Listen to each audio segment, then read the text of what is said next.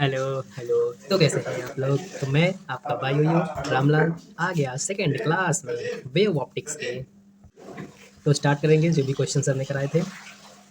अभी मेरा कलुआ दोस्त बोल रहा था कि आज रात को मैं सपने में ऐसे ही बोल रहा था, हेलो हेलो हेलो। हो सकता है सपने में, मुझे थोड़ी पता मैं क्या बोल रहा था। तो वो मेरे बाजू में सोता है तो उसको पता होगा। स्टार्ट करेंगे पहले सवाल से। क्या है भाई क्वेश्चन हमारा? Independent monochromatic sodium lamp can not produce interference. क्यों?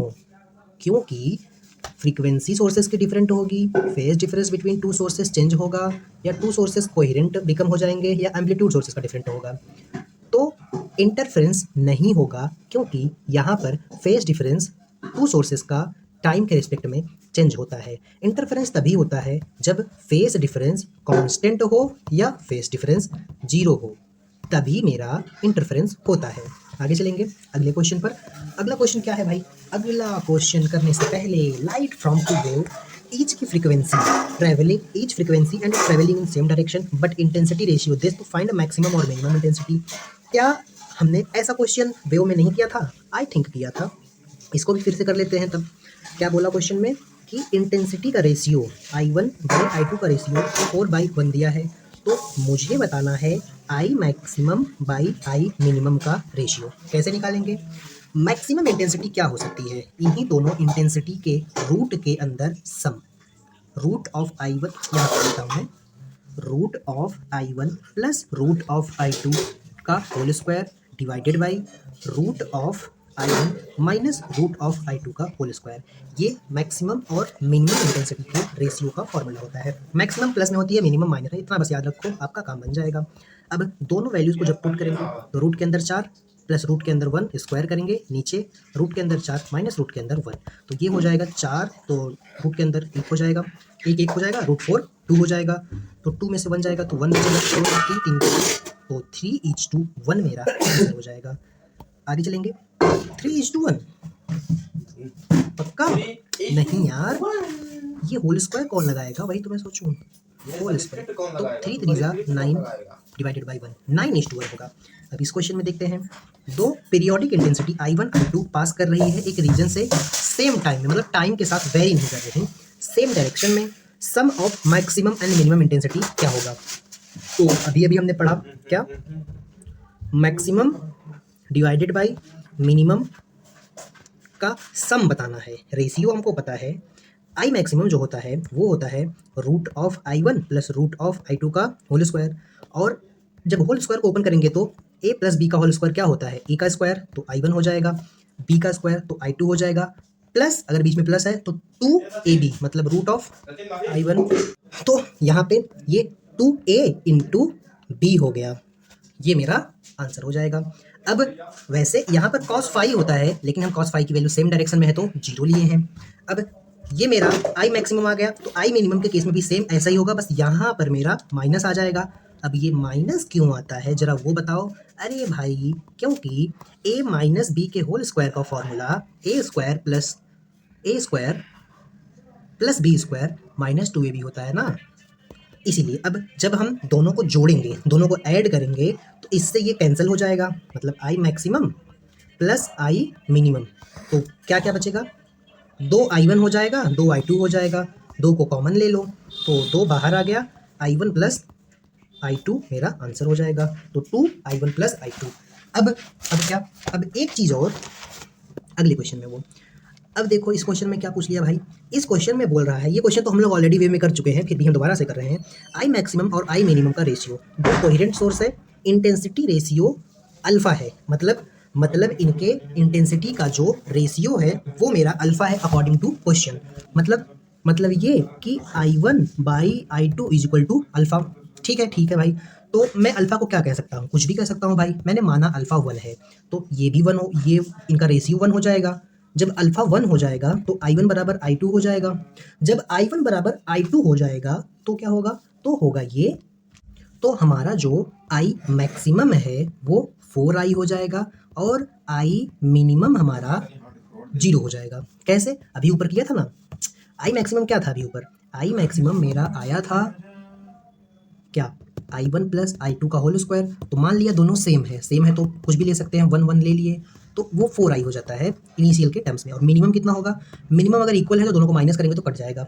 तो मतलब इसका क्या मतलब, इसका ये मतलब कि ये 4i ये i, तो यहाँ पर रखो 4i, यहाँ पर रखो 0, यहाँ पर रखो 4i, यहाँ पर रखो 0, तो क्या होना चाहिए, तो मेरा आंसर 1 आना चाहिए। अब ऑप्शन में रख के देखते हैं अल्फा की वैल्यू 1।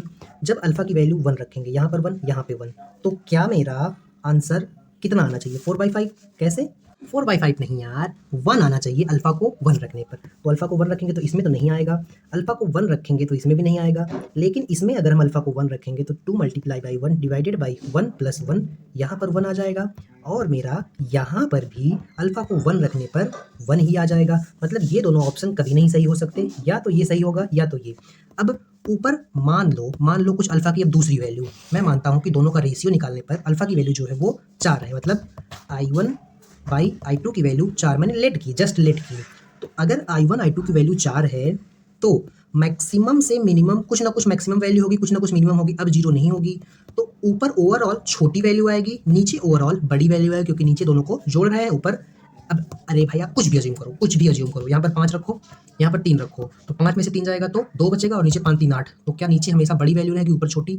तो लेट कर लेते हैं अल्फा को हम 4। तो जब अल्फा को यहाँ पर 4 रखेंगे तो 2 बाहर आ जाएगा, तो 2 दूनी 4 और ये 4 1 5, मतलब ये 4/5 आएगा। मतलब ऊपर एक छोटी वैल्यू नीचे बड़ी वैल्यू, ये सही हो जाएगा। लेकिन इसमें क्या होगा, 4 रखने पर ऊपर 5 हो जाएगा, नीचे 4 हो जाएगा, और ये इसीलिए गलत हो जाएगा। यही हमारा इसका MR स्टार था। क्या, पहले आप अल्फा को 1 रखो, अल्फा को 1 रखने पर I maximum minus I minimum divided by I maximum plus I minimum का सम 1 आना चाहिए। 2 ऑप्शन कटे।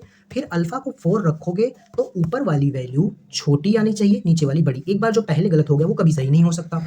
अब आगे चलते हैं अगले क्वेश्चन में। क्या है भाई question, if interference pattern has maximum and minimum intensity, maximum और मिनिमम इंटेंसिटी का रेशियो मेरा 36/1 है, तो एम्पलीट्यूड का रेशियो कितना होगा।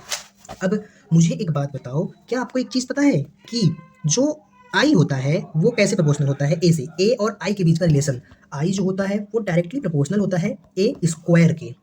तो क्या मैं कह सकता हूँ कि इसी रिलेशन से आई मैक्सिमम और आई मिनिमम ये इसके डायरेक्टली प्रोपोर्शनल है। अब ये अगर आई मैक्सिमम हुआ तो क्या होगा, तो होगा ये कि अभी अभी हमने पढ़ा था आई मैक्सिमम क्या होता है भाई, आई मैक्सिमम होता है रूट के अंदर i1 प्लस i2 का सम। और यहाँ से देखो I directly proportional to A square, I directly proportional to A square है, तो ए डायरेक्टली प्रोपोर्शनल हो जाएगा रूट ऑफ आई के, मतलब रूट ऑफ आई की जगह मैं ए देख सकता हूँ। तो क्या मैं यहाँ पर a1 लिख दूँ तो आपको कोई मसला तो नहीं। तो ये सिंपली ये चीज़ आप याद रखिएगा, ये आई मैक्स हो जाएगा और आई मिनिमम मेरा a1 माइनस a2 हो जाएगा। कैसे हो जाएगा अभी बताया, इस रिलेशन को यूज करके।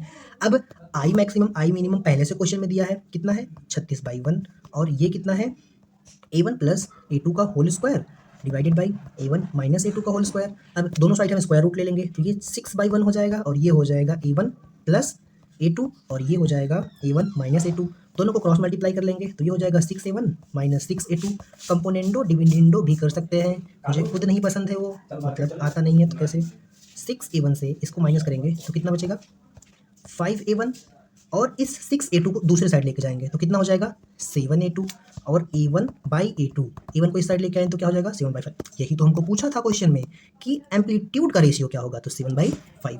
आगे चलते हैं नेक्स्ट क्वेश्चन में। दो कोहेरेंट सोर्स है, कोहेरेंट सोर्स का क्या मतलब होता है, कोहेरेंट सोर्स का मतलब कोहेरेंट सोर्स होता है अब जिसकी इंटेंसिटी का रेशियो दे दिया हमको, और बोल रहा है कि ये फिनोमिना इंटरफेरेंस करवा रहा है, तो मैक्सिमम और मिनिमम इंटेंसिटी कितनी होगी। तो ये चीज़ तो अभी अभी पढ़ा भाई कि I maximum divided by I minimum होता है रूट के अंदर i1 प्लस i2 का whole square divided by root of i1 minus i2 का होल स्क्वायर। अब i1 कितना है मेरा 100 है, तो 100 को रूट में ले लो, प्लस 1 है रूट में ले लो, डिवाइडेड बाई 100 है, 100 को रूट में ले लो, माइनस 1 है, तो इसका स्क्वायर होगा भाई। तो ऊपर क्या हो जाएगा 100 प्लस 100 का रूट 10, 1 का रूट 1, तो ऊपर हो जाएगा 11, नीचे हो जाएगा 9, स्क्वायर करेंगे तो 121 डिवाइडेड बाई 9 हो जाएगा मेरा आंसर। 121 डिवाइडेड बाई 9 9 जा 81, मतलब ये वाला मेरा आंसर हो जाएगा। अब आगे चलते हैं अगले क्वेश्चन पर। अगला क्वेश्चन क्या है भाई हमारा, अगला क्वेश्चन ये है कि दो कोहेरेंट सोर्स हैं जिससे लाइट एमिट कर रही है I0 इंटेंसिटी की, इन अ मीडियम किसी पॉइंट पर जहाँ पर फेस डिफरेंस इतना है तो resultant intensity at that point कितनी होगी। Good question. कैसे गुड क्वेश्चन है ये? क्योंकि यहाँ पर हमको फेस डिफरेंस दे दिया। अब एक बात बताओ, पहले मुझे एक बात बताओ, अगर मुझे फेस डिफरेंस दे दिया है तो क्या मैं पाथ डिफरेंस निकाल सकता हूँ? क्या हमको पाथ डिफरेंस की नीड है? नहीं, नीड नहीं है। क्यों? क्योंकि रिजल्टेंट इंटेंसिटी जो होती है वो अगर कुछ नहीं बताया है तो इंटरफेरेंस पैटर्न प्लस वाला मानेंगे। I1 plus I2 plus root of, जगह नहीं है यार, I1 plus I2 plus 2 root of I1 plus I2 होती है। ये होती है हमारी गुस्सा आ रही है ना मुझे भी। आई नेट जो होता है वो होता है I1 plus I2 plus 2 times of root of I1 I2 cos phi. ऊपर वाले सभी केस में फाई मेरा 0 था, अब इसमें फाई दे दिया है तो इंटेंसिटी निकालनी है, सिंपल सी बात है भाई। अब according to question each emitting intensity I0 मतलब I1 और I2 की वैल्यू I0 है, पुट कर दो। तो यहाँ पर I0 प्लस रूट के अंदर I0 मल्टीप्लाई बाई रूट के अंदर I0 cos 120 degree, cos 120 degree. ठीक है, अरे यार रूट 2 पाई बाई 3 120 ही होता है, कुछ अलग नहीं होता है। तो इसको सॉल्व करेंगे, ये कितना हो जाएगा 2I0 प्लस रूट I0 से I0 मल्टीप्लाई होगा तो ये I0 हो जाएगा। कॉस 120 डिग्री का कितना एंगल होता है? तो मिरर वाला मेथड 60 डिग्री जो होगा वही 120 डिग्री होगा, साइन अपोजिट हो जाएगा। तो ये कॉस के लिए ऑल स्टूडेंट साइन, हाँ तो साइन 60 की वैल्यू कितनी होती है, सॉरी कॉस 60 की वैल्यू 1/2, तो 120 की वैल्यू -1/2 हो जाएगी। पिछले लेक्चर में प्रॉपर करके बताया था इसीलिए इसमें थोड़ा सा जल्दी हो रहा है। -1/2, 2 से 2 कैंसिल होगा और 2I0 से I0 जाएगा तो सिंपली मेरा I0 ही बचेगा, क्या I नेट। तो आगे चलेंगे, ये मेरा आंसर था। आगे चलेंगे, दो सोर्स हैं, एक नहीं दो सोर्स हैं जिनकी इंटेंसिटी हमको दे दिया, कितना कितना है 2I और 8I, जिसको हम इंटरफेरेंस के एक्सपेरिमेंट में यूज कर रहे हैं। Intensity at point 2 sources super imposes, अगर एक बार फेज डिफरेंस 0 है, पाई/2 है, पाई है, तो क्या आपको एक बात याद है क्लास की? कौन सी बात? ये बात कि अगर अभी अभी आईनेट से भी आप ये कर सकते हैं, वैसे भी कर सकते हैं। जब मेरा फेज डिफरेंस 0 होता है तो इंटेंसिटी मैक्सिमम होती है। कैसे? I net is equal to I1 plus I2 plus 2 times of root of I1 into I2 into cos phi.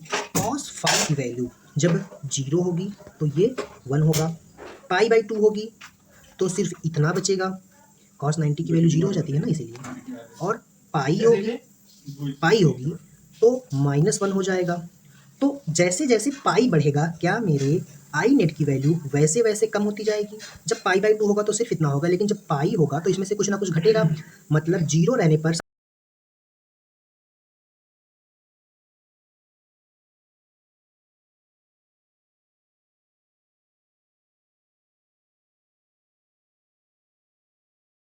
थे हम सबसे ज़्यादा, फिर कम, फिर उससे कम, ज़्यादा कम कम, ज़्यादा कम कम, ज़्यादा कम कम।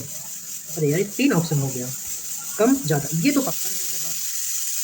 और ये ऐसे थोड़ी वेरी करता है कि आधा होते जाता है, ये भी ऑप्शन नहीं होगा। एक काम करते हैं यार, हम सॉल्व भी कर लेते हैं फटाफट से। क्या बोला है 2I और 8I, तो इसमें हम एक बार सारी वैल्यूज रखते हैं। तो ये हो गया 2I, ये हो गया 8I प्लस 2 इंटू रूट के अंदर 2 का मल्टीप्लाई होगा रूट के अंदर 8 से इंटू कॉस 0, कॉस 0 तो 1 हो जाएगा। 8 2 10I प्लस 2, रूट 2 को 8 से मल्टीप्लाई करेंगे तो रूट कैंसिल हो जाएगा, सिर्फ बचेगा 8, 8 दूनी 16 रूट के अंदर 16 4 हो जाता है, और 1 2 पहले से है तो 4 दूनी 8, तो ये 10I था, ये 1 2 मल्टीप्लाई होगा तो 10 प्लस 8 मतलब 18I आ जाएगा। 18 वाला आंसर होगा, पूरा सॉल्व करने की नीड नहीं होती है ऐसे क्वेश्चंस में, बट ये कंसेप्ट ध्यान रखना। और दूसरी बात, अभी आप आगे पढ़ेंगे कि जब फेस डिफरेंस और पाथ डिफरेंस, क्या पाथ डिफरेंस, कंस्ट्रक्टिव इंटरफेरेंस के लिए जो हमारा पाथ डिफरेंस होना चाहिए वो n लैम्बडा होना चाहिए, मतलब कि 0 पे, लैम्बडा पे 2 लैम्बडा 3 लैम्बडा, इन पर कंस्ट्रक्टिव इंटरफेरेंस होता है और फेज डिफरेंस 0 पे, फिर उसके बाद पाई पे तो हो रहा है, पाई पे 2 पाई पे, ऐसा ही कुछ अरेंजमेंट होता है। फेस एंगल बाद में देखते हैं यार, मुझे खुद प्रॉपर नहीं आ रहा है, लेकिन ये वाला एंगल एग्जैक्टली कंस्ट्रक्टिव के लिए यही होता है। आगे चलेंगे अगले सवाल पर। Very good question. क्यों वेरी गुड है? क्योंकि इस पर बेस्ड बहुत सारे कंसेप्ट हैं। Intensity of light interference pattern is same as, जब इंटरफेरेंस पैटर्न हो रहा है तो आई नॉट है, the resultant intensity at point where observation will take. तो इसका आंसर क्या आया था? याद करो, आई नेट हमारा क्या होता है? आई नेट। बस इसमें इसको क्या करना है पता है आपको? सिर्फ थोड़ा सा रीसॉल्व या आप कह सकते हैं सिंप्लीफाई करना है। I1 root of I2 into cos five, ये हमारा सबसे बेसिक और जनरल फार्मूला होता है। रिजल्टेंट का हम क्वेश्चन इसका वेक्टर से ऐसा करते आ रहे हैं, रिजल्टेंट किसी का निकालना अगर उसका फेज डिफरेंस अलग है तो क्या बोल दिया ये कि आई नॉट है दोनों का, तो यहाँ पर भी आई नॉट, यहाँ पर भी आई नॉट, यहाँ पे रूट के अंदर आई नॉट, यहाँ पर भी रूट के अंदर आई नॉट और कॉस फाइव को एज इट इज़। तो ये क्या हो जाएगा? 2 आई नॉट प्लस रूट से रूट मल्टीप्लाई होगा तो क्या होगा? सिंपली आई नॉट बाहर आ जाएगा रूट के, और क्या बचा? और बचा कॉस फाइव। ठीक है, ठीक है। अब हम 2i को ले लेते हैं कॉमन, तो क्या बचेगा? यहाँ पर बचेगा 1 प्लस यहाँ पर बचेगा कॉस फाइव। ठीक है, ठीक है, कोई दिक्कत नहीं। अब याद करो उस दिन को, याद करो उस बगिया को जिस दिन हम पढ़े थे कि 1 plus cos five is equal to होता है 2 कॉस 5/2। ये फॉर्मूला जब हम बेसिक मैथमेटिक्स पढ़ रहे थे तब सीखा गया था। तो यही 1-2 फार्मूले हैं जो आपके काम आते हैं, वरना और कोई फार्मूला नहीं है पूरे ट्रिग्नोमेट्री का। तो इसकी जगह पर मैं क्या पुट कर सकता हूँ? 2i multiply by 2 into cos, ये सिर्फ 5 है तो यहाँ पर एंगल आधा हो जाता है, तो कॉस 5/2। तो ये कितना हो गया? ये हो गया 2। हालांकि मुझे क्वेश्चन में सिर्फ इतना ही बताना था, यहीं तक ही डिफरेंशिएट करना था, डिफरेंशिएट नहीं सिंप्लीफाई। रियली 2i से 2i, 2i से 2i, 2i plus 1 plus cos by 5, तो यहाँ पर 2i आया था ना, ये वाला यहीं तक हमको क्वेश्चन में करना था। मैं आगे क्यों करा रहा हूँ उसके पीछे रीज़न है। तो 2 2 क्या हो जाएगा? 4i0 इंटू कॉस 5/2, ये मेरा फाइनल आई नेट हो जाएगा। तो ये फॉर्मूला मैंने लगाया क्यों? मेरे अंदर चुल मची थी आपको एक्स्ट्रा ज्ञान देने की? बिल्कुल भी नहीं, एक्स्ट्रा ज्ञान के सख्त खिलाफ हैं हम। जितना नीड है उतना ही पढ़ना चाहिए, पड़ेगी इसकी नीड, बस इतना जान लो कि ये होता है इसका आंसर, बस। अब आगे चलेंगे अगले क्वेश्चन में। 2 वेव सुपर इम्पोज हो रही हैं। अब ध्यान से जरा देखना, ये इनकोहेरेंट सोर्स है। अगर कोहेरेंट सोर्स होता तो, और इनकोहेरेंट है तो इसका क्या मतलब है? इनकोहेरेंट है तो इसका ये मतलब है कि इसकी इंटेंसिटी टाइम पर डिपेंडेंट होगी, टाइम पर डिपेंडेंट होगी, तो आई नेट मेरा ये हो जाएगा। अब I1 और I2 की वैल्यू हमको नहीं दी, मतलब I1 I2 ही लेना है, लेकिन ये जो इक्वेशन है ना, ये सिर्फ वैलिड है किसके लिए? कोहेरेंट सोर्स के लिए। आप इसको याद कर लेंगे। इनकोहेरेंट सोर्स के लिए आई नेट जो होता है वो सिंपली I1 प्लस I2 ही होता है और कुछ नहीं होता। अब अगर मुझे I0 दिया रहता, 2 incoherent source of intensity I1 I2, तो मैं इसको क्या कर देता? तो मैं इसको सिंपली I1 प्लस I2 कर देता। अब अगर ऐसे ही n आइडेंटिकल सोर्स हो गए तो n इंटू आई कर देंगे, आई इंटेंसिटी के n आइडेंटिकल कोहेरेंट सोर्स, तो n आई कर देंगे। अब आगे चलते हैं अगले क्वेश्चन में। अब फिर से ध्यान से जरा वर्ड पर ध्यान देना, इनकोहेरेंट सोर्स। इनकोहेरेंट सोर्स के लिए हम सिर्फ लिखते हैं I net is equal to I1 plus I2, आगे वाले टर्म्स नहीं लिखते। तो यहाँ पर I1 की वैल्यू I0 है, I2 की वैल्यू 3I0 है, टोटल कितना हो गया? 4I0। अब ये क्वेश्चन थोड़ा सा अच्छा है, 2 क्वेश्चन है, एक क्वेश्चन ये है, एक क्वेश्चन ये है। तो पहले हम ये जो रिटर्न में है वो वाला क्वेश्चन करेंगे, उसके बाद हम उसका अगला क्वेश्चन करेंगे। रिटर्न वाला क्वेश्चन क्या दिया है?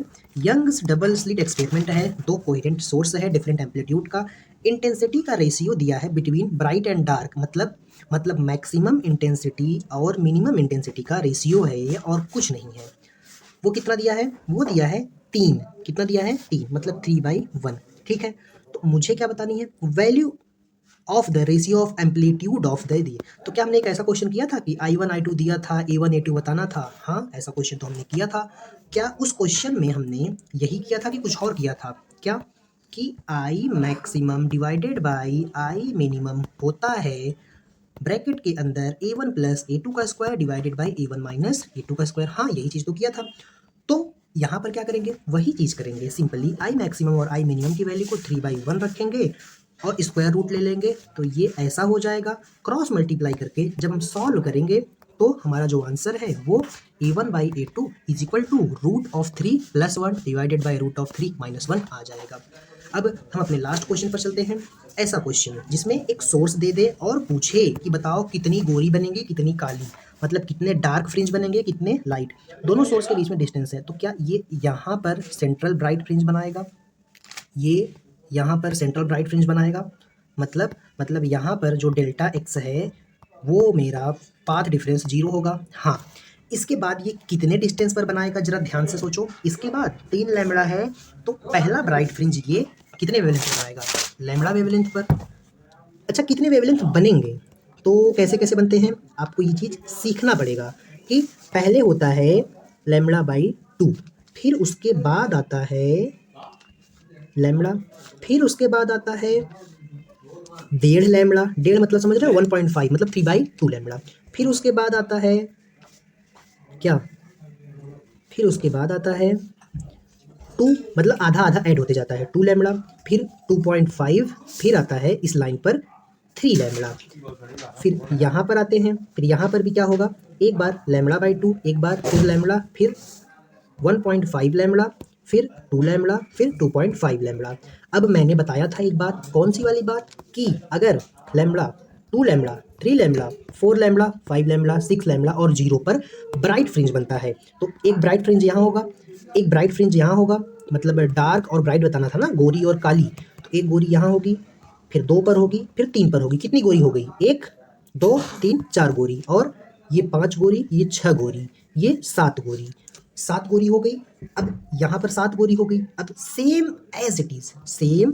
अच्छा, ये 3 लैम्बडा के ऊपर क्यों नहीं गया? जरा आपने सोचा कभी, इस पर गौर किया कि ये 3 लैम्बडा के ऊपर क्यों नहीं गया? क्योंकि इसके सोर्स की डिस्टेंस 3 लैम्बडा है, ये 3 लैम्बडा के ऊपर नहीं जाएगा।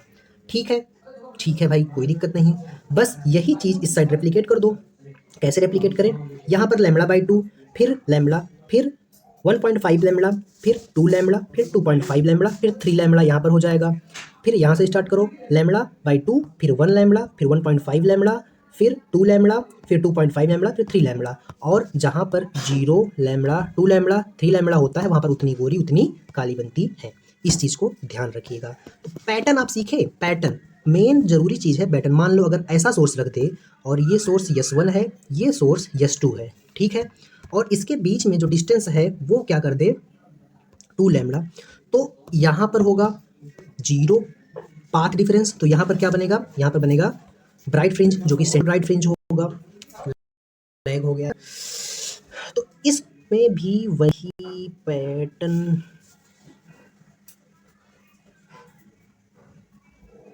तो इसमें भी वही पैटर्न करना है। सिंपली यहाँ पर 0, फिर λ/2, बैटरी डेड। मिलते हैं अगली क्लास में। आप समझ गए ना? यहाँ पर λ/2, फिर यहाँ पर लैम्बडा, फिर 1.5 लैम्बडा, और ये मैक्सिमम कहाँ तक जाएगा? ये मैक्सिमम जाएगा 2 लैम्बडा तक। मिलते हैं अगली क्लास में, तब तक के लिए ओके बाय।